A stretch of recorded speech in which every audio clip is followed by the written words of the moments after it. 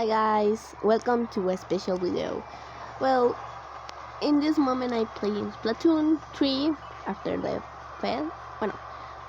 After the Splatfest, and I found this. Well, go in there, go over here, Ealtail.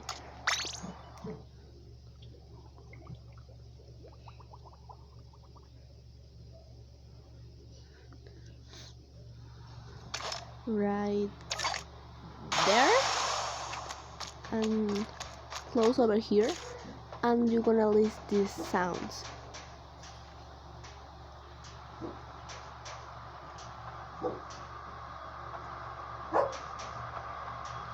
Sorry about my dogs, but this is weird, right?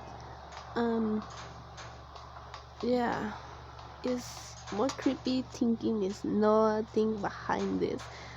So who or what make that sounds? I have no idea, but I found this thing during the Splatfest. So this is it.